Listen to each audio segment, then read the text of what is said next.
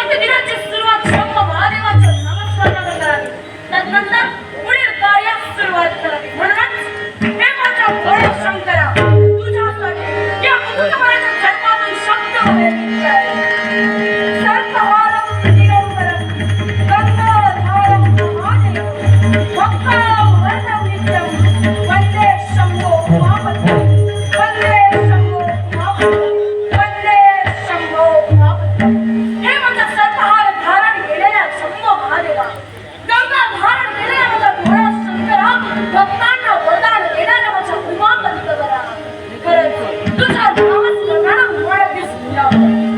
आज माझ्या पाताळ घोड्याच्या ठिकाणी कशाची न्यूनता नाही. अष्टलक्ष्मीला तुझ्या चरणाशी लोटांगण घेत आहे. माझ्या साम्राज्यात नांदणारी साम्राज्य लक्ष्मी, या सर्वांगावर नांदणारी भाग्य लक्ष्मी, अंतरात नांदणारी प्रेयंद लक्ष्मी, बुद्धीत नांदणारी बौद्धिक लक्ष्मी, माझ्या बाहूत नांदणारी वीर लक्ष्मी, अशा पंच लक्ष्मी माझा विरासूर घडलाय. होय, आज हा विक्रासूर घडलाय. आज या विक्रासुराच्या पाताळ घोडात शंभ महादेवाच्या कृपेने कशाची न्यूनता नाही. तरी पण होय, तो आठवतोय आज एक दिवस वेळोवेळी पदपदी माझ्या पूर्वजांनी स्वर्गावर स्वारी केली. पण ती आला ते केवळ अपयश आणि अपयश. म्हणूनच या विक्रासुरानं काय केलं असेल तर या विक्रासुरानं आचरला तो भक्ती मार्ग, आणि तो भक्ती मार्ग कोणाचा असेल तर साक्षात भोळ्या शंकराचा. होय, त्या शंभो महादेवाचा. एक काल तल्लीनतेने शंभो महादेवाची भक्ती केली. आषाढी शयनी गाडीवरी चिंतनी भोजनी शंभो महादेवाला पूजिला भजिला.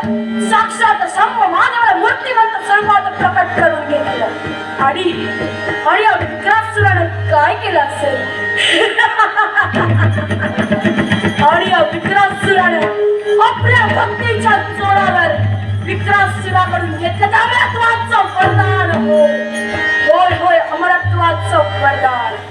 भोळ्या शंकराने माझ्या भक्तीवर प्रसन्न होऊन मला अमरत्वाचं वरदान देऊन टाकलं. पण शेवटी कपटी देवदेवता त्या भोळ्या शंकराने माझ्या मरणाचा कोडा केला.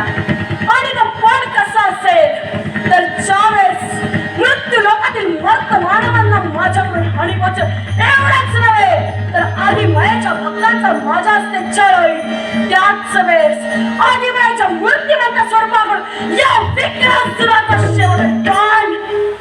पण हा विक्रासुर बुद्धी चाणक्य श्रेष्ठ आहे. आजपर्यंत पूर्वज संपले, पण हा विक्रासुर संपणार नाही. कारण या विक्रासुराच्या अंगी आहे ते धैर्य आणि आहे ती बुद्धी. म्हणूनच याच बुद्धीच्या योगे करून दिलेला अमरत्वाचं वरदान आणि आखिलेला बळ हसत मुखानं विक्रासुरानं स्वीकारला. हे कशासाठी असेल तर माझा बैरक आहे स्वर्ग लोकातील देवदेवतांशी. या मृत्यू लोकातील मर्त मानवाशी माझा काय संबंध. म्हणूनच या मृत्यू लोकातील मर्त मानवाचा छळ माझ्या हस्ते केव्हाही घडणार नाही आणि मला मृत्यू केव्हाही येणार नाही. म्हणूनच या विक्रासुरानं हास्यवंत मनानं दिलेलं वरदान स्वीकारलं पण नाही. आता स्वस्थ बसून उठवलं मी आलेल्या अमरत्वाच्या वरदाना योगे करून साऱ्या देवदेवतांना नष्ट करून स्वर्ग